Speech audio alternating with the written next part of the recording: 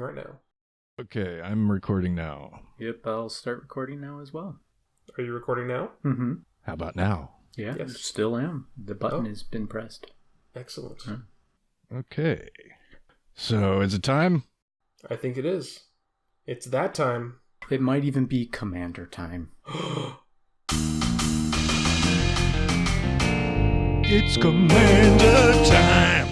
Welcome to Commander Time. We are yet another podcast about the Magic the Gathering format known as Commander.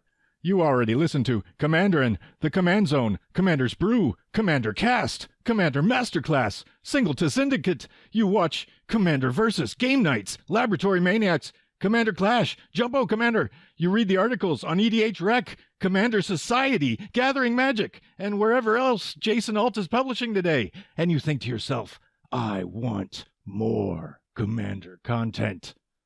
Well, we are bringing you more. If you haven't ever thought you wanted more Commander content, then what are you doing listening to this? Go do something else more productive. But if you have thought that, then here we are. I am Nate Burgess, formerly of the Commanderin' podcast and writer at EDHREC.com. I'm Dean Goody of EDHREC.com. I'm Patrick Sapola of also EDHREC.com. Yeah, that's me. Awesome. So we are all writers on EDHREC.com, and here we are doing a podcast. Today, we are getting started with the basics of building a deck. Then we might talk about some games we played. I'll tell you what my cats have been doing. You guys have pets? Yeah, I got a dog. Cat and a dog over here. All right. So we can talk about our pets, and then maybe you'll hear a goofy song. But first, so Patrick, you identify as a Johnny combo type player? Yeah. I say that with a sigh, but yeah, that is essentially everything I play. Even my aggro decks all tend to have something going on behind the scenes. It's always about finding that interesting mechanic and then trying to really push it to the limits that the game can present itself with. Using a massive amount of cards comboing with each other. Yeah, I mean, ideally, let's be frank, sometimes 2-card combos are, they have their place. They can finish out games whenever a game has gone on too far, but on the other hand, they can also just finish the game on turn 4 before everybody's really had a chance to do anything. The more I can just kind of expand on the basic idea of it, the better off I usually feel about playing combo in EDH. I want everybody to have fun, but I also just kind of want to see a pile of dominoes fall over. Yeah, as far as the psychographics go, I think Timmy's like individual cards, Johnny's like sets of 4 or more cards, and Spike's are looking at the 2 cards. And they're trying to get as many overlapping pairs of 2-card combinations as there are. Yeah, with Amonkhet coming out, there's Nest of Scarabs and Hepatra. There's a 6-card combo that I am desperately trying to figure out if it's even worth running in green-black.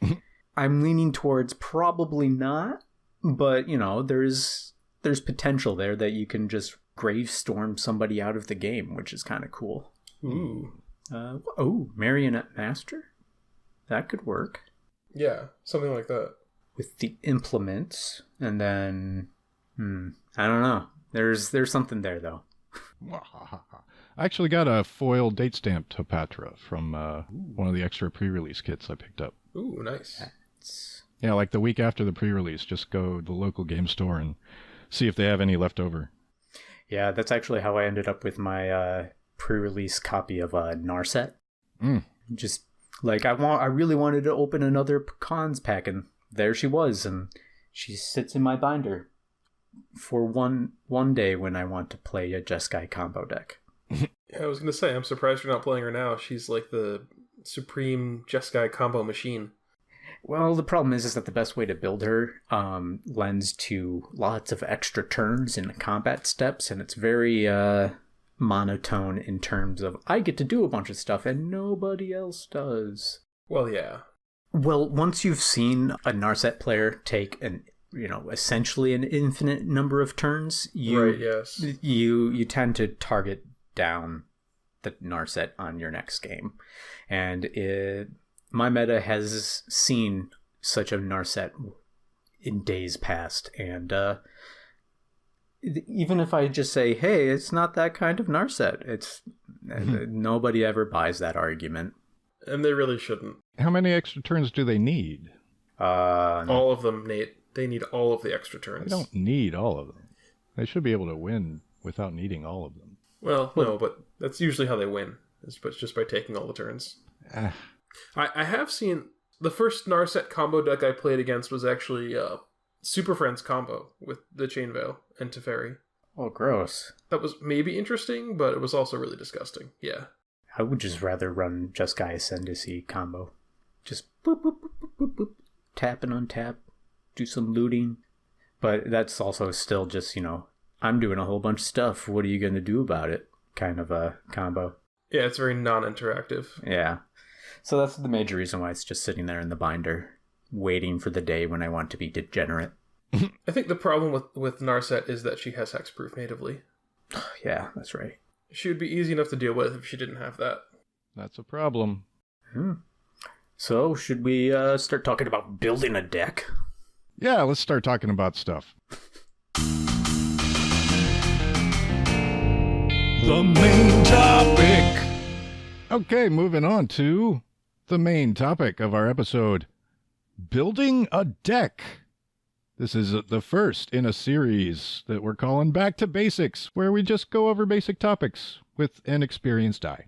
This segment should not be confused with the card Back to Basics, which is not a basic card. Mm-mm. No, that's a hate card. Yeah, that card is serious business.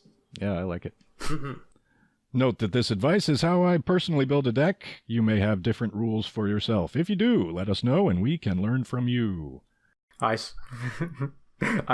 will certainly need that help. I don't make great first draft decks. I'll just be straight up with you. Yeah, I also tend to need to play test my decks quite a bit before I get them tuned to where I want. But Nate, I actually learned quite a bit when you started your article series on EDHREC, where you're taking all the partners, partner focus, and you talk about how you use EDHREC as a deck building tool. And it's pretty fascinating how you use the advanced filters to hone in on the cards that highlight the strategy you want to use in your decks. Yeah, thanks. Yeah. I don't know if I would call those tuned decks, though. I mean, looking back at them, I would make changes to a lot of stuff. Maybe not tuned, but you do hone in on exactly what you want to do, even if it's not the obvious thing, if that makes sense. Like you use, you find the commanders that are the next closest thing to what you want to do, and then you filter by that, and you find cards that work with those strategies that way. Yeah. If I understand your process correctly. Yeah, sometimes I know what I want to do beforehand, and sometimes I don't. But yeah, we can make this a completely different episode. Sure, yes. So I'll reference some other content makers. The professor of Tellurian Community College had a video how to build EDH in 2014. And if you're watching this on YouTube, there's a link right there. There it is. You found that one. So as an overview, he has 46 mana sources. 38 or more of them are lands. 8 or more of them are accelerants, cards that ramp, that are not themselves lands. He has 25 to 35 creatures, and that leaves 18 to 28 cards remaining. And the example he gave was a Sig River Guide, white-blue Merfolk Wizard Tribal. So since he was going tribal, they were all filled with Merfolks and Wizards. That seems quite high on mana as a mana base. Yeah, that is... I mean, I could see that for a control deck, or if you're trying to hit a whole bunch of Eldrazi Titans, but that is really heavy on the mana. How many lands do you tend to run, Nate? Oh, I'll get into that in detail later, but right. In general, yeah, that does seem high for me. Yeah. But if you think that's a lot... Oh, all right. The Command Zone, a couple months ago, had a Commander deck building template episode. This is 2017, and there's a link right there if you're watching on YouTube. They have 10 mana ramp cards, accelerants. They have 10 card draw cards, 5 single removals, 5 board wipes. So that's pretty good amount of removal. Yeah. 38 lands as well, and that leaves 31 remaining cards. And we'll get into that in a sec, but the point is they're using 48 mana sources. Yeah, between ramp and lands. Yeah, but it was... This is a general guideline. I remember listening to the episode, and it was very key that it was all about what you are going to be doing with your mana. If you have huge mana dumps, they suggest even more mana ramp. And I mean, if you're running a real low curve that tops out around like 4 or something like that, that is probably way too much. Definitely. Yeah, the mana curve graph, if you're using something like deck stats or tapped out, that's very important. So I know that the Command Zone has pretty much always had the standard of 10 ramp and 10 draw, though I don't know if I knew that they always recommended running 38 lands. I still think that seems high. I generally run 36. Yeah, 36 is pretty good usually. Yeah, I have a couple decks that do run closer to 40, but I mean, it's usually for big mana decks. They have to have a reason to.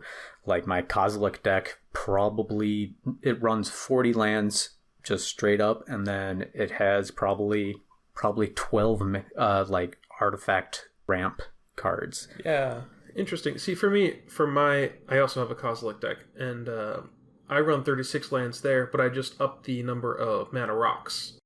Especially the ones that you can cycle from play, so like... Commander Sphere? Commander Sphere, Mind Stone, Hedron Archive, and Dreamstone Hedron. Cards that you can either tap for extra mana, or you can pay mana and sacrifice them to draw cards. So those are especially good in a colorless big mana deck, or any big mana deck.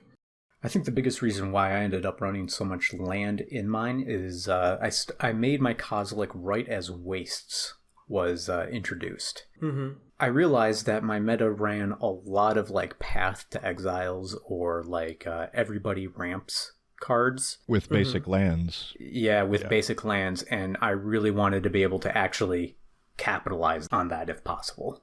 Absolutely. Yeah, I actually found a fun interaction with Wastes and Extraplanar Lens, where you exile a basic land you control, and then all of those basic lands tap for extra mana of the same type, not the same color.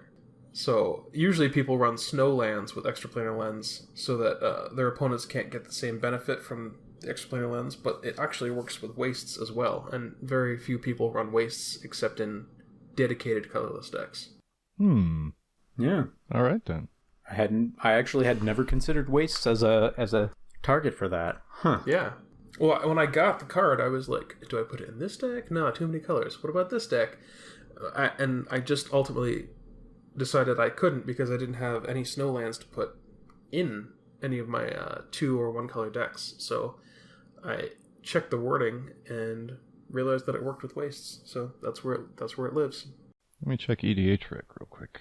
Sure. Oh, I think EDHREC filters out the basic lands. We're not going to see Wastes in Extraplanar Lens list.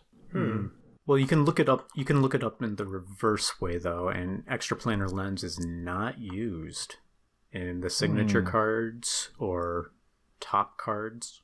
Huh? Oh, you might have found something there. Thank you. Yeah, the key word there is whenever a land with the same name as the imprinted card is tapped for mana, its controller adds 1 mana to his or her mana pool of any type that land produced. Because type includes colorless, whereas color, of course, is color specific. Yeah, it's not even under the artifacts there. That is you found a pro tip right there, Dean. I think so. Though I think some of the more cutthroat colorless decks just run utility lands and they don't even bother with Wastes, so that might be why you're seeing that. All right. But for me, I think on average 38 lands sounds about right. Oh, yeah? I do have a formula for it. So my formula for the number of lands, it's 31 plus the converted mana cost of your commander plus the number of colors in your color identity. Oh, interesting. So on Commanderin, I said start with a constant of 30, but looking back at some of my decks, I think it should be 31. And that's only if they plan on actually casting their commander. Okay. As an addendum to that, if you are playing in a meta with a partial Paris Mulligan, subtract 2. Interesting. Yeah, for me, I usually tend to just jam lands in. I think I usually start off around 36 just to be...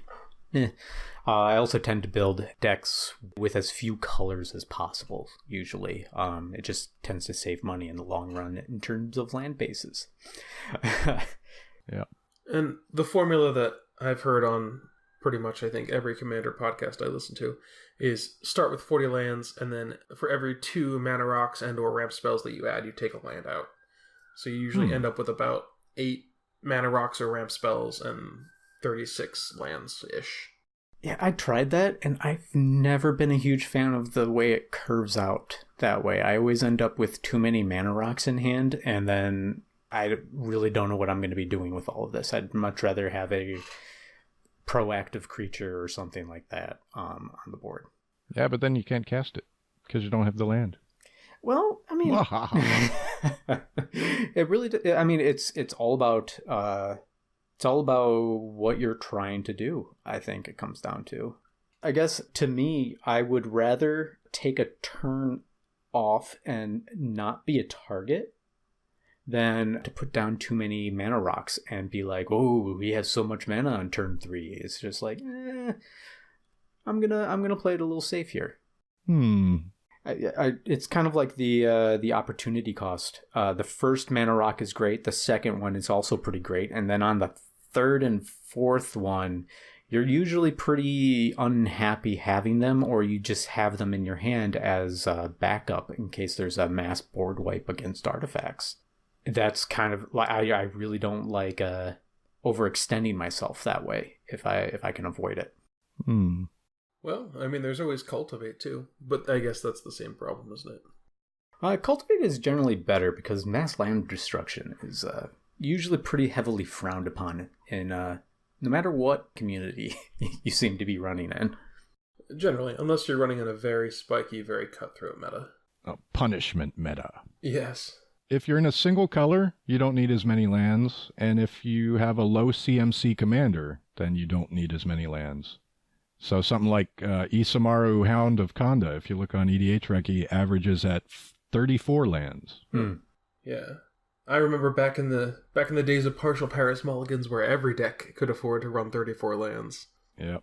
Ah, the good days. Oh, yes. We could have more bombs. My mono black rats deck at that time was running 30 lands, which was... Did you have more relentless rats than lands? Actually, I've only ever run about 20 relentless rats in any of my decks. And it's probably wrong, but, 10 relentless rats on a board at a time is usually pretty good. Pretty good. The deck that I run with the fewest lands is probably Athreos, with, I think, 31 lands and 30 Shadowborn Apostles. Wow, 31 lands. 31 lands. It's a very low curve deck. Yeah, I guess so. But what's the highest CMC card in your deck? Sun Titan at 6. Interesting. But I run a couple of fetches. Well, I run, Expedition Map, and a few other fetch cards that can find land if I need it for Nykthos, Shrine to Nyx, Cabal Coffers, and Crypt of Agadeem, which all tap for massive amounts of mana. Yeah, Crypt of Agadeem gets up there. If your graveyard is full of stuff. Full of black creatures specifically. Like Shadowborn Apostles. Going back to my formula, if you're using partners, hey, I got too many numbers here. I got 2 commanders with different CMCs, and there are too many numbers to fit into the equation. Where do you put the numbers? Well, you start with 31, and you take the highest CMC partner and the total number of unique colors. And then do you deduct from that formula for any added mana rocks? I do not. Okay. Do you know what you average for mana rocks or ramp spells in your decks? I think it's actually a lot lower. Interesting. It might be around 5. Yeah. I mean, if you're running that amount of lands in general, I think 5 is probably fine. It's not like, you need to accelerate out your 8 drops or 9 drops most of the time. It's usually about waiting for the right time to drop those. You just kind of want to get there as fast as you can sometimes, but you don't need to get there at like hyperspeed. Yeah. Mm-hmm. And also, if your commander has the word land in the rules text, then you might want to add a few more. The Gitrog monster averages 41 lands, and Titania Protector of Argoth averages 39. Now, after these lands, that leaves around 60 to 65 cards for the rest of your deck. So what's next? Creatures are probably good. Maybe some spells. Creatures and spells, yes. So for the rest of the deck, I would start with the card type by what your commander is doing. So creatures are usually the next largest category after lands. On average, we don't have the numbers from Don on EDHREC on how many creatures the average deck has, not partitioned by commander. I think that would be a custom search across everything. Just across all decks ever made? Yeah. Yeah. He would probably cry in a corner for how long that would take, based on what I know about SQL. Might take a while. But I would say look at the rules text of your commander. Look for phrases, like if it refers to creatures you control or creatures you cast, then add more creatures. For example, Animar Soul of Elements has the highest average of 46, since it cares about the creatures you cast. And the more creatures you cast, the better the cumulative effect Animar gives you. Rakdos Lord of Riots averages at 33 creatures, which I think is way too low. That's a lot of creatures in a deck, though, Nate. How many would you run? I would run closer to 40 in Rakdos. Yeah, you want to get as much as a discount as you can. That's true. Yeah, that's about mana efficiency. That's true. Yeah, because with Rakdos, the more creatures you run, the more cards you get a discount on. So if you're running 33 creatures, you get 33 discounts. If you run 40 creatures, you're getting a discount on 40 different cards in your deck. Yeah, so 40% of my deck, about that, synergizes directly with my commander. Mm-hmm. Yeah. And that's what I'm looking for. Yeah. So if the rules text refers to creatures your opponents control, or uses the words control and the phrase target creature, then maybe you don't need so many creatures in your deck. For example, Marieki Reaperie and Rubinia Soulsinger. They have averages of 20 and 23 creatures respectively, since they just take everyone else's creatures. They do. I've played against your Maribara deck. Mm-hmm. My Ganti deck only runs 16. Yeah. Some commanders really don't care about creatures at all. If the rules text refers to a particular card type that is not a creature, that type should probably be the bulk of your deck. For example, Yeleva Nephalia Scourge, Mizzix of the Ismagnus want instants and sorceries instead of creatures. They have an average of only 10 and 7 creatures respectively, but 37 and 45 total instants and sorceries. Most of the creatures they do use also have the phrase instant or sorcery in their rules text. Yeah, absolutely. What about commanders that don't care about a particular thing, or don't synergize with anything in particular? Like a vanilla legendary creature? No, not quite like that. Like Krufix, God of Horizons, for example. Well, in that case, he talks about mana. So you might want to put anything that produces boatloads of mana, or uses boatloads. Yeah, I see what you're saying. All the types of cards can create mana, and so they synergize with Krufix that way. Right, yes. Artifacts or creatures or spells. Yeah. That kind of commander probably works better for how I build decks, which we'll get to after we're finished with this section. All right. Yeah, moving on to different examples. Bruna, Light of Alabaster, has an average of 14 creatures and 24 enchantments. Zur the Enchanter has average 9 creatures and 22 enchantments. Both of those enchantment numbers seem low to me. Note that many of those that are counted as creatures are enchantment creatures, and they get counted in the creature bucket, not the enchantment bucket. Like artifacts, Memnarch, for example, has an average of 21 creatures and 21 artifacts, and most of those creatures are either artifact creatures or have the word artifact in their rules text. Makes perfect sense if you think about it. Don't think about it. And most websites, most deck building websites like DeckStats and Tapped Out do as you said, sort multi-type cards that are creature and something else into the creature bucket. Mm-hmm. So your artifact creatures, they might not be counted as artifacts. So sad. Giving the data the illusion that your deck does not synergize as well as it actually does. Right. Also, for the one land creature that exists, Dryad Arbor, in a Gitrog or a Titania deck, those would probably that also gets sorted into creature rather than land, interestingly. Dryad Arbor. It's like enchantment artifacts, you know? What is it? It's both, but it gets sorted into one or the other. I think it just gets sorted into artifact, actually. I don't know, actually. We'll have to ask Don. No. Don! We demand data. All right, so what's the next section? This is how I build decks. It's very research intensive, or front loaded in terms of research, because frankly, a lot of combos don't come out and jump and say, hey, I'm a great combo. You kind of have to tease at the rules and kind of take it piece by piece to really figure out what's going on and to actually understand how to build the deck correctly. The first step is, of course, to find something that looks fun. That's really what we're in here to play Magic for. So, you know, do something that looks fun to you, and the rest should kind of just follow. And then you start with the cards that are the bare minimum needed to do the combo. For instance, if we were running Karmic Guide and Revelark, we would have to put those two cards in there. To not put those cards in there would be kind of silly if we were making a deck based around it. Then the research kind of starts. I literally go through EDHREC and I write down every single card that is like a top card or the generals or anything like that, and see if any particular interaction in there is interesting to me. This is often where you find the enhancers and enablers from the command zone. At this point in time, I very rarely think about if anything is good or bad. It's more about what I can do with it and see if I can best maximize those ideas. I also go through a lot of Scryfall searches. It's probably the best search engine I've found in terms of how quickly I'm able to iterate on my searches. Yeah, just being able to search out type and ID, and just by going like through the Oracle text specifically, I'm able to kind of tease out the phrasing I need to find the cards I want.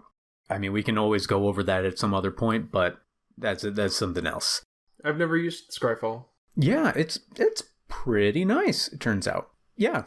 But after that, I try to find any tutors or ramp cards that might be ideal cases for the combo, and then I add the lands. For those last two cards, what would you use to tutor out Revelark and Karmic Guide? Now that Protean Hulk is It won't find both of them though. It won't find both.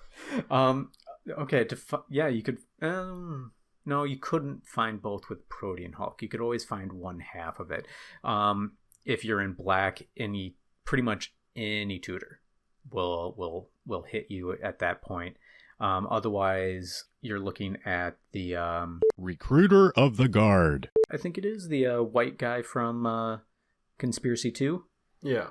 Yeah, he's going to be able to find you what you need to. Otherwise, you might need to focus on just drawing a whole bunch of cards if you can't really find the pieces you're looking for. It's sort of a very direct, rudimentary way of tutoring. Yeah. If I draw my whole deck, I tutor for everything. And that's why Nekuzar does not run very many tutors. Right, yes. So if we consider tutors to be card draw, are you using about 10 card draw? At least on the first draft of it, I probably end up with 10 card draw in that case. Reason being is that it's kind of hard to know if something is fun if you don't play it. And on the first iteration of a deck, I want to be able to hit my combo as soon as I can and see if it's actually fun once it's on the board. So that's kind of why I front load my first version of a deck with so many tutors. It's just to find out, is it something I actually want to be doing in a game? If it isn't, then hey, I don't have to spend the time tuning it and finding like the right amount of tutors or anything like that. I can just take the deck apart and find something else to do. Yeah. Have you tried shortcutting that before, Patrick? By just having like a practice game where you your opening hand has some of the pieces or all the pieces that you need to do the thing that you want to do? Or is that too fast? Like, does that one on the spot? It's interesting because it comes down to... I think at this point in time, that might be good to do if you're really looking to cut down on the amount of time you're looking to go. Like if we had like a tournament we had to go to, if there was like a pro tour of Commander, I might be looking to do that. Maybe someday. Yeah. But the fact of the matter is I play every week. I can go through and change my deck fast enough within the week. And if I can hit the combo, I can see it happen in a real game, and that's where I usually find out the strengths and weaknesses most notably. It's why I'm always so afraid of, merciless eviction. That'll just eat everything. Yeah. And so I like exiling things from combo players. Have you played against Plurgian Mill before, Patrick? Yeah, just the other day, in fact. Was that Una or someone else? I believe that was Damia. Oh, okay. Oh yeah, we'll talk about that in a bit. Yeah, but when I'm making cuts initially, I try really, really hard not to cut pet cards. Like, it usually ends up where my land base is pretty on the light side on my first draft, just because I really don't want to cut out like Armor Thrall or something like that. I really want to put on that +1/+2 counter on something. Armor Thrall. That's pretty obscure. I may have been looking at Scryfall the other night and looking for a black counter spell. And it popped up and it reminded me that I really want to make a Thrall tribal deck. So here's hoping, Commander 2017. Hey, it could happen. That would certainly be unexpected, right? Yeah.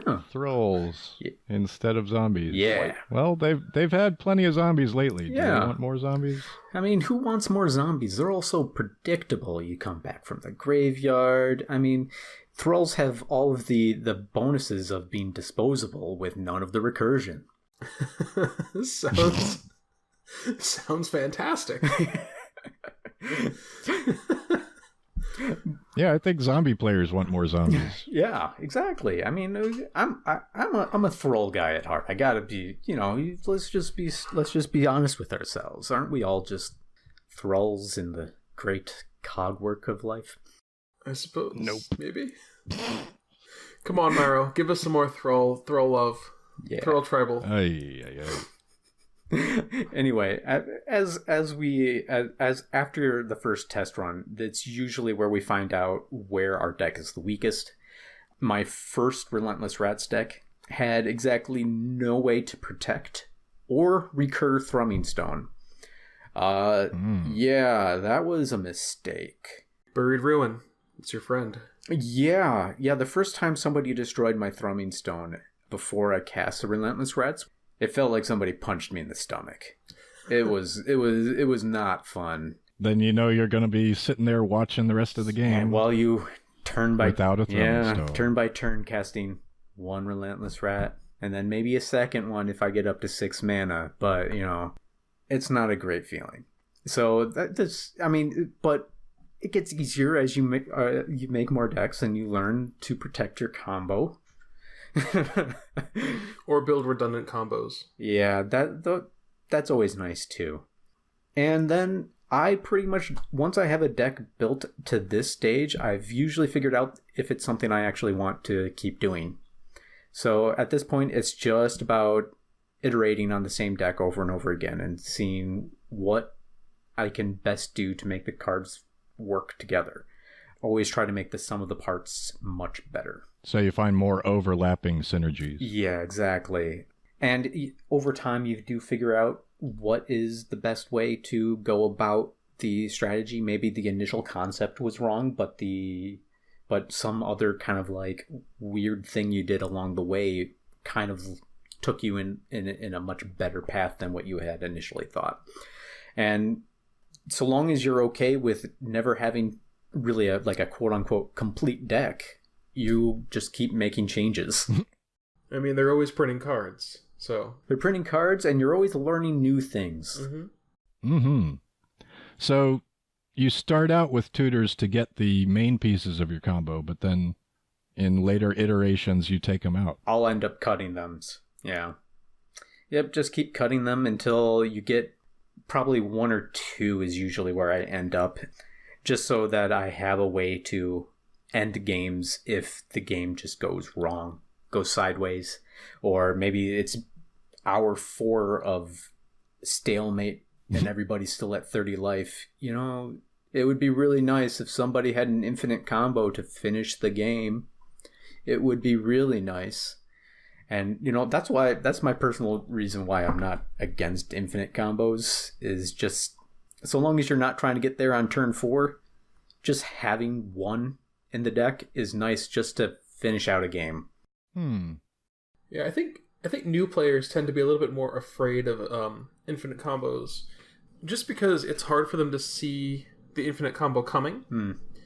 If you're coming into the game for the first time and you're not very familiar with Magic, you don't understand why Revelark and Karmic Guide are threatening until you see them go off with the rest of the things that make that combo disgusting. Yeah, you have to build up your Magic vocabulary and get familiar with what's going to happen, what the other decks are going to do. Right. When you're just starting out, you're reading every card as people are playing them, like, what does that do? Oh, sorry. Okay, can I see that one? And it can be a little bit intimidating. So for newer players, I think generally aggro is the most easily understood strategy. I just turn creatures sideways and attack with them. It's easy to drive. Yes. Yeah, and you can just watch as the table rotates back to you, and then you get to turn your creatures sideways again. So, Patrick, how would you make tutoring or comboing friendlier to newer players, if it's at all possible? If I actually know that I'm playing against somebody new, I will explicitly say, if you have something that will interact with this particular piece, like, say, Sanguine Bond, I would be like, hey, just to let you know, this is part of my combo of my deck, and if I play this other card, that's a problem. So you want to keep an eye out for that and any kind of interaction. I'm just letting you know, just so that there's kind of a level playing field. It's pretty obvious at this point that I'm not a huge spike, but you know, I'm not there to win. I'm there to have fun, and I want to make sure as many people have fun at the table as possible. I've played against your combo decks. They're probably the most 75% combo tutor decks I've ever played against. Well, thank you. Yes. I mean that as a compliment, of course. All right. Dean, do you have comments on your process? My process varies pretty widely. I've built decks a lot of different ways. I have decided on a basic archetype and just gone to EDHREC and almost just copied good cards over into a deck list from the recommended commander page. I have done searches similar to what you've talked about, Nate, based on what the commander does, based around creatures, enchantments, artifacts, and so on. I have built around combos. I couldn't say that I have a specific process for most of my decks. It really does depend on what my starting concept is. If I want to build around the commander, if I want to build around a combo, or if I just want to not really think about it and kind of just build a deck and see how fun it is. All right. Do you have an example deck you want to talk about? Sure, I could talk about a deck. Like, how did you build your Crewfix deck? Yeah, okay. All right, so my Crewfix deck was a deck that I built around the idea of group hug. So you started with the idea first. Yes, I started with the idea of group hug, and then I searched for all of the group hug cards that could work in the deck. Some of the cards that ended up in the deck are Temple Bell, which you can tap and everyone draws a card. Kami of the Crescent Moon, at the beginning of everyone's upkeep, they draw an extra card. So Howling Mind type effects. And then once I had those, I wanted to capitalize on Krufix's ability, which he gives you no maximum hand size, and also he keeps your mana pool full across turns and phases, so you never lose any mana that you get. So I was going to let everybody else have lands and mana and cards, but I was going to capitalize on it more than they could by having no maximum hand size, and all the mana that I get, I just keep. So I went and looked for things that ramped really big, and I ended up with things like a Collective Voyage, which you pay a green, and then everyone can pay as much mana as they want, and everyone goes and finds that number of basic lands and puts them into play. And New Frontiers, which is the same thing, except only you can pay into it. And then I ran stuff that doubles mana, like Heartbeat of Spring and Dictate of Karametra. It doubles it for everyone, so usually it's a little bit cheaper. Like Heartbeat of Spring is just 3 mana to double everyone's mana from lands. I don't know about that. What do you mean? I don't think I would play that card. I don't want them to have mana. No? Yeah, but you get to keep all that mana. Yeah, but everybody else gets mana too. Mm-hmm. Yeah, well, we have answers for that, Nate. We have counter spells and removal spells. Yes. We've got things like Void Slime and the newly printed Disallow. Disallow, yeah. Counter target spell, activated ability, or triggered ability. And we've got bounce spells galore, like Capsize, which says return target permanent to its owner's hand, and it has buyback 3, so you pay an extra 3 and you get to put it back in your hand. What else are you going to do with all the extra Krufix mana you have lying around? Oh, cast a Hydra or no. Nissa Stewart development? Any Eldrazi? Hydras aren't very good when you can just, wipe it away, which is return target permanent to its owner's hand for 1 blue, but it's got split second, so you can't even combo off in response. And then a lot of mass bounce, return all creatures to their owner's hands. Yeah, I would use more of that, because so your deck is based on getting more efficiency out of the mana that everyone's getting. Yes. So your removal has to be more efficient than everyone else's cards, than 3 other players' cards. So yes, single target removal isn't going to be that efficient for you. Correct. I do run some single target removal. Counter spells are better than bounce spells because they either exile or put into the graveyard. And then mass bounce is a form of permanent removal because I have a lot of flash enablers, so I can cast the bounce spells at instant speed. If I can bounce stuff at the end of someone's turn, they're going to have to discard down, and they'll only be able to keep their 7 best cards, generally, unless they have a Reliquary Tower out. Or Krufix. Or Krufix, sure. Like me. So what you're saying is that your group hug deck is not so much a group hug so much as like a bouncy castle. You really want to make sure everybody's having fun in a very contained way. Yes, it's exactly like that. Everyone can have as much fun as they want so long as they don't try to win the game or kill me. If they do that, they're going to have all their stuff bounced and then countered or destroyed. Oh, or they kill you. Yeah, if they can get past all the counter spells. All right. Well, let me introduce you to a card that was just printed, Prowling Sepulpard. Yes. Hey. I don't know about that guy. But you know what? He can be bounced to hand. Yeah, right. I mean, yeah, point taken. You can, sure. All right. So our next subtopic, this might be a controversial one. These are the auto-includes. And each of us is going to have our own list of auto-includes. But I would say look at your commander's rules text, and if they have certain phrases on them, here are some colorless cards that can go into any deck. So if your commander has something to do with drawing cards, you probably want a Reliquary Tower. Maybe you want a Thought Vessel too. If your commander says attack or combat, has something to do with combat, you might want a Rogue's Passage and Swiftfoot Greaves Both of them. Swiftfoot Boots and Lightning Greaves. Mm-hmm. If the commander says target, Arcane Lighthouse. Throw it in there. Ooh, or Glaring Spotlight. Well, Arcane Lighthouse gives you mana, though. That's true. Yeah. You would have to be have a real specific reason for needing Hexproof Hate for both. Yeah. Well, I do run both in my Tim deck because the deck is all about targeting people or targeting creatures. That's a very good reason. Mm-hmm. If your commander just requires you to ramp, but you're not in green, Myriad Landscape. It works for blue decks, works for black decks, works for red decks. Yeah.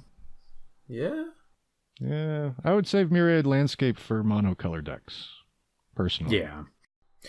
I agree. It's quite slow, and it doesn't really fix your mana the way you would want it to. It won't find, for example, a mountain and an island. It'll only find 2 islands or 2 mountains, which is a little bit unwieldy. I think if you're running a deck that has a lot of pips in it, you might want to consider it too. Just because, like a Bruna deck or something like that, if I ever tried to hard cast one of the enchantments, things can get rough unless I'm able to actually get the basics that I want out of the deck. But you're playing Bruna. Why are you hard casting anything? Well, generally I'm not, but sometimes, life needs, you just need to do something. Yeah, I guess somebody's countered your traumatize. Or maybe, somebody decided that to play a fog against her or something like that, and I just need to do something else. When games don't go to plan, you sometimes just need to hard cast something annoying. Yeah, fair enough. I still think Mirror Landscape is too slow, even for most multicolor decks. It takes 2 turns off to do the landscape. Or it can take 2 turns off, depending on how late the game is. Yeah. Okay, so moving on to some good stuff staples. If you go to edhrec.com/top, like the Sensei's Divining Top, it will show a list of the commonly used cards in every color. And you can see that Sol Ring is in around 4 out of every 5 decks, which seems low to me. Yeah, I was very surprised when you gave me that statistic. Yes. I would think it would be closer to like 9 out of every 10 decks or more. Yeah, I don't know what's going on there. It seems wrong. I mean, wrong. Wrong in that whoever's not running a Sol Ring is probably wrong. Yeah, I would say so. Even if your commander doesn't have any generic or colorless mana in their CMC, Sol Ring still covers the command zone tax if you have to cast your commander more than once. Who has to cast their commander more than once? People who have commanders that other people want to remove. Oh yeah. Like Bruna or Kozilek. Or Narset. Yeah. Oh, wait. Well, Edict Effects will hit her.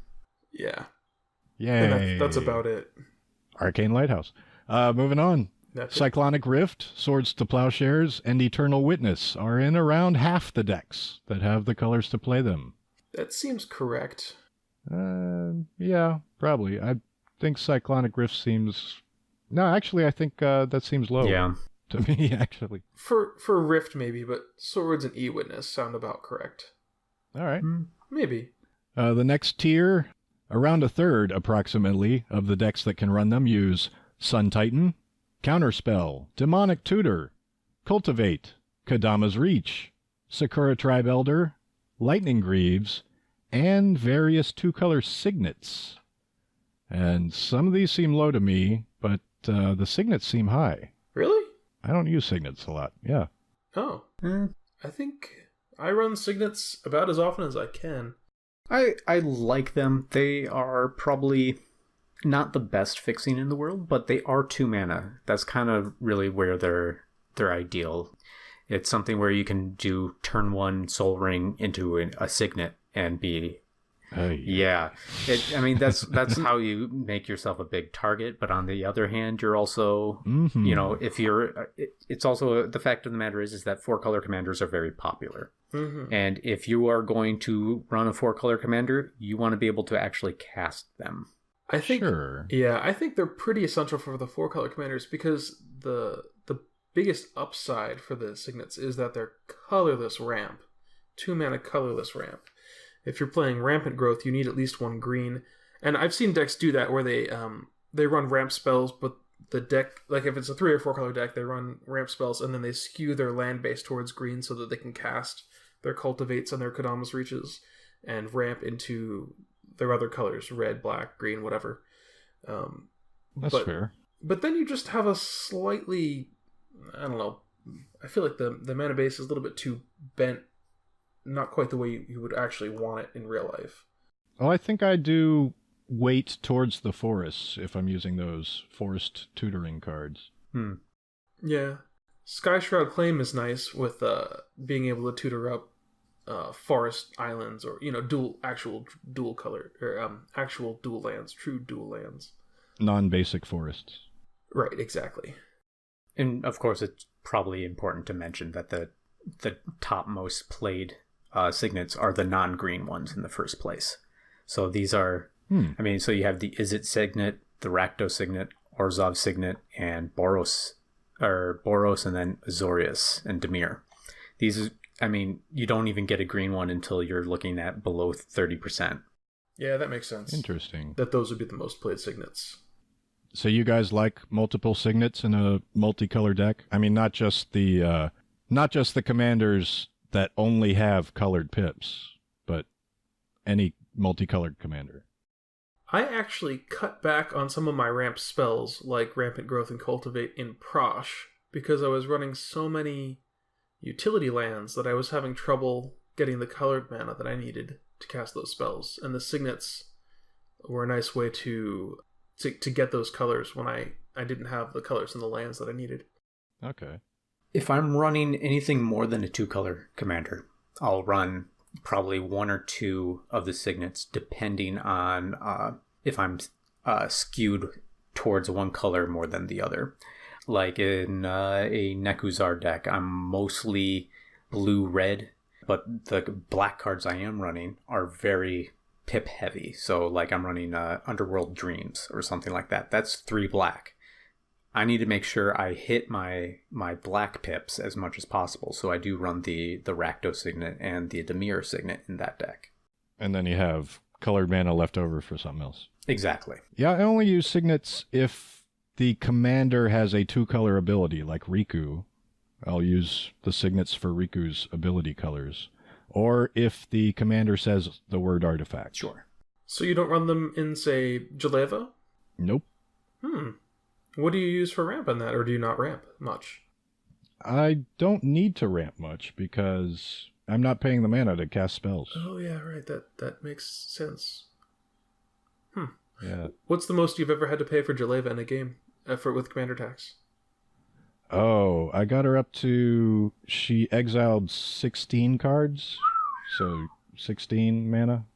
Wow. And casting that time milled someone out by exiling the remainder of their library. I have never seen that happen before with Jaleva. Yeah, it's cool.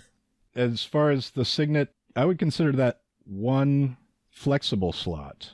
In a 2-color deck, I would run a signet. In a 1-color deck, that becomes a medallion. Mm-hmm. And in a 3 or more color deck, it's a chromatic lantern. Yep. And or dark steel ingot. Maybe a commander sphere if my commander says draw a card. Oh, I like commander sphere better than the ingot personally. Just because you get to cycle it from play once you've hit enough mana. Yeah, I mean, I if I am looking for fixing, I'll literally run all 3 of them. Once you hit 3 mana for a mana rock, you have a lot of options for what competition. Yeah, a lot of competition and a lot of things. A lot of options in terms of what you're trying to do. At 3 mana, you can start thinking about like a Thran Dynamo. I think that one's the 3 mana one. Grim. No, that one's 4 mana, but it makes 3. Okay, then maybe but it's one of the better ones. Yeah, maybe like Grim Monolith. That's for 2. Yeah, it's the 3 mana one that you're thinking of. Man, I need to look at my... There's the 3 mana one that comes into play tapped and taps for 2. Power Stone? Yes, Worn Power Stone. Worn Power Stone, that's the one. If you're just looking for lots of mana that's a good one to go for. But like in my Gonti deck, I really want to live the dream of activating abilities of creatures I've stolen or something like that. So I run Chromatic Lantern in that deck. It doesn't, and Darksteel Ingot, which taps for any exactly color. Yeah, exactly. So it's once you get to about 3, it comes down to what are you really trying to do with your mana. Anything less than that, it's about casting your commander, pretty much. Yeah. Well, I mean, I guess probably another auto include if we're just talking, ramp and mana fixing is Solemn Simulacrum. That guy. Yeah, sad robot. That's a pretty hotly contested one, actually. Hmm. On the EDH subreddit, a lot of people will argue with him that he's quite bad, unless you can recur him repeatedly. I've heard people say that they've been taking him out of decks, or just don't include him in their builds. Poor Simulacrum. I mean, he is sad for a reason. Yeah, I mean, I think the only time I've never run him is in a mono green deck. That seems like a good time not to run him. Yeah. Your services are not needed here, sad robot. Yeah. I have 3 cost spells that will find me lands. Yep. Yeah. Two lands. Yeah. At the same time. Mm-hmm. All right. How about removal and disruption and hate bears? I would say the amount that you add depends on the meta. Absolutely.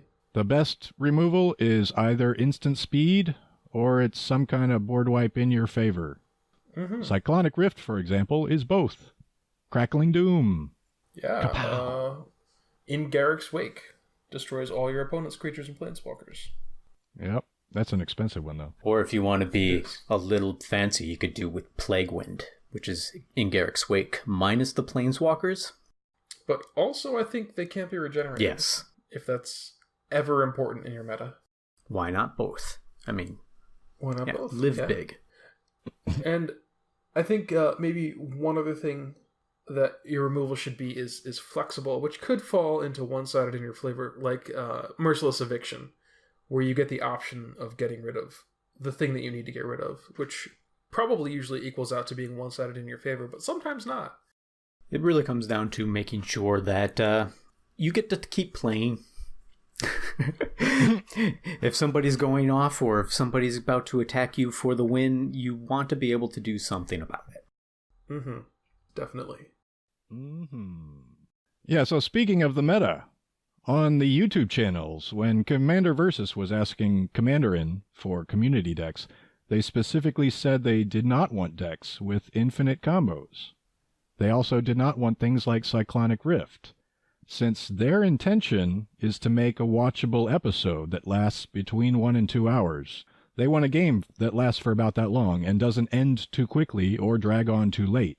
And a game that ends on turn 3 isn't going to fill an entire episode for them. And on the other end of the spectrum, a game that durdles for 20 turns might become somewhat boring to watch. I can't imagine why a 20-turn game might be boring to watch. Now, another show, Laboratory Maniacs, on the other hand, they play highly competitive games, sometimes with a relaxed ban list, and there are usually infinite combos in every deck. Stacks decks are accepted in that group. Life totals sometimes become irrelevant, because the games can end with an infinite combo that eliminates all 3 opponents at the same time. They stop and analyze their opening hand to see if they have a turn 3 win, with all the 0-cost mana rocks and whatever combos they already have or can tutor. And they can fit multiple 5 to 20-minute games into a 1-hour episode. So the design of your deck is rightfully going to be influenced by your meta. If you're playing at work, during your lunch break, or between rounds at a Magic event, then maybe you don't actually have time to play a game that lasts for an hour. On the other hand, if you're planning on settling into a comfortable table for a few hours, maybe you want a more leisurely, dare I say casual, game. Yeah, I mean, it's why I always try to make my decks to the point where people are having fun. It's also important to consider the actual act of shuffling your cards. That just taxes so much time onto so many things, and it's why I'm slowly cutting back on fetch lands on many decks. I'll just put in a basic in favor of it, just because I don't want to have to shuffle my deck every 2 or 3 minutes. Right, so you're cutting down on tutors for practical reasons. Exactly. All right. I think that closes out our talking about building a deck for now. I think so, yeah. All right, so moving on to our next subtopic, our last game. Bum, bum, bum. Our last game. So I was playing a modified version of my Damia Sage of Stone deck that is landfall based. Dean, you were playing your Crewfix Group Hug deck. Mm-hmm. And Patrick, you were playing Marin with Rats. Yep. Relentless Rats. It was my first EDH deck, and it took me a while to actually get it into a place where it is oddly resilient. Oddly resilient. You did die last. Yeah, that's true. So, some highlights from the game. I'll say that Trigon Predator is an early game star. Dean, you mentioned you cut that from Crewfix. I had. Do you stand by that? I don't know. I cut it because I was never drawing it, so I never really had a chance to use it. And I ended up putting Propaganda in instead. I'm not sure yet. I have a fair amount of removal besides it, but it could go back in. All right. Another highlight of the game was a Rite of Replication on a Consuming Aberration. And I had a bunch of low mana spells in my hand, so I could cast a bunch of spells. And then everybody else grinds a bunch of lands into their graveyard. Yeah, As it turned out, it wasn't so bad for me. Yeah, not until the Bajuka Bog and the Relic of Progenitus that came along later. And exiled your 63-card graveyard. And then I played an Oblivion Sower and got a bunch of land and a Mind Grind. Yeah. You did win. I will admit this, but I kept a very, what I considered a good hand. It was a one lander, but it had Soul Ring. It had Soul Ring. Okay. And in general, the kind of the wall of CMC in my deck is 3. So I only needed to draw 1 black source, and I was going to be set to cast a lot of things. But I just kept drawing non-land for quite some time. In fact, I had to beseech the Queen for Cabal Coffers. Yeah, is that what you got? So yeah, I remember you doing that. That was... Yeah, I was on 2. I had 2 swamps and the Soul Ring, so I had to look for something with a 2 CMC or lower, and I'm pretty sure I looked for Cabal Coffers just so I might be able to, if I ever draw into another swamp, I'll actually be positive on mana at that point and try to catch up a little. All right. Yeah, it looks like I kept a 4 land hand, and Temple Bell was one of my early plays. Temple Bell was pretty good for me that game, but I ended up losing to Nate first. I don't know if I'll say early, but it was definitely first. Well, I wasn't much of a threat at that point, and I don't think I was much of a threat in general until the end of the game. And one of the reasons why the getting grinded so heavily wasn't such a bad thing for me is that every time at late game, whenever you would cast a spell, Nate, I would just flip a land immediately because I had so few out already. Oh, so it thinned your deck. Yeah, you would only like hit me for 1 or 2 per spell you were casting, because it was that I just had like 4 lands out and that was it. So I still had 30 some lands in my deck at that point. Okay. So I guess it's the opposite of thinning your deck out. Your deck was thick of lands. Yeah, it was very thick of lands, and I towards the end just ended up with a couple ramp spells in hand that I was just like, it is probably not a great idea to cast these at this point. So have you made any changes to Damia since that game? Yeah, I've swapped out the Baleful Strix for Thrasios Triton Hero in the 2-drop slot, because he's a repeatable Coiling Oracle style landfall, and the deck has landfall. It's looking for landfall triggers. I'm looking to try out Kefnet the Mindful in a Damia deck, because Damia puts 7 cards in your hand, which enables Kefnet to join in combat if you don't cast anything. And a 3 mana 5/5 can't hurt. Yeah, he's flying too. And Indestroy. Yeah, And Kevnet's ability enables more landfall triggers because it can put a landed back in my hand. These... Do you run do you run Patron of the Moon in that deck, Nate? No. Too much mana? Yeah, that costs way too much. His mana cost is too high. Mana cost is just too high. But I'll pay 3 mana for a 5/5 flying indestructible. Oh, for sure. It seems totally reasonable. So, our next topic, the pets update. The pets update. And I'll say for my pets, refrigerator magnets are not permitted. If it protrudes from the refrigerator, if it's not completely flush with the surface, she will jump off the ground and snatch it down. She'll get on the counter to the side and paw at it, or she'll get on top of the refrigerator and swat it off the front of it or the side. And then she'll carry it around like a trophy. Well, that's exactly what it is at that point. In terms of my pet, my dog, he's a bit lonely at daycare these days. He played a little bit too rough with one of the dogs there, and she's been ignoring him. They were kind of anymore. Well, he's trying his best to win her heart back at this point. And all right. For my cat, I guess blankets are the thing. She likes to go try to fall asleep on my daughter's comfort blanket, and that hasn't been going over well with my daughter. She's been telling the cat off. No, that's my blanket. That's mine. Getting territorial. Yes. All right. So on the next Commander Time. Hey, did you guys hear about Protean Hulk getting unbanned? Wait, what? Since when? Yeah, Leovold's out. Protean Hulk's back in. No. So what are we all going to do about that? Next time, we will jump into the first offering in a series about evolving your meta. If your opponents are playing problematic cards, then how do we deal with that? The first subject for evolving your meta will be the color green. Find out how to deal with all those pesky opponents who insist on playing what is arguably the strongest color in Commander, green. Listeners of the Commanderin podcast may remember my Message of the Week segment that talks about a hateful card that wrecks a strategy. This will be an entire episode of that, about the color green. We're looking forward to bringing that to you guys. Get out, Protean Hulk. Yeah. But he's my friend. He's gonna get me 2 rats. No. He's gonna get super exiled. There's going to be things that are going to happen to that guy. There's ways around that. Oh, yeah. Yes, there are. We'll have to take those away from you too, Patrick. Sorry. So if you like the show, consider supporting us at patreon.com/commandertime. There are a few reward levels up there. On Twitter, we are at Command Time.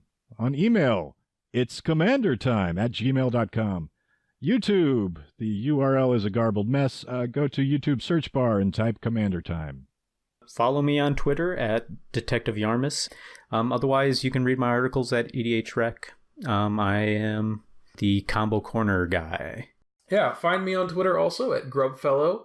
My articles are the Dig Through Time series on EDHREC, where I take us back to a past set of Magic and find some of the hidden treasures that maybe don't see enough play these days. Treasures. On Twitter, I am at Mr. Plorg, and on EDHREC, I am writing the Partner Focus series, where I look at all the partner commanders and make decks for them. So we'll close out with some 80s rock based on one of my own favorite auto-include cards. Is it a butt rock song?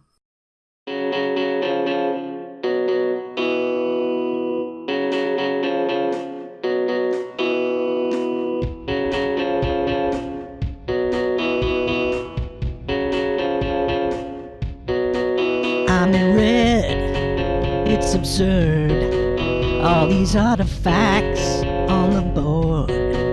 Wanna kill 'em, they're too much. And there's more than one I wanna crush. I see your soul in every game. Your turn 1 signet is super lame. Your artifacts, they bother me. Too many for my shattering spree. nice man of rocks that you found. Oh, let's have some fun. I just cast me a Vandal Blast. Overload my Vandal Blast. 5 mana for my Vandal Blast. I don't want any artifacts on your side of the board.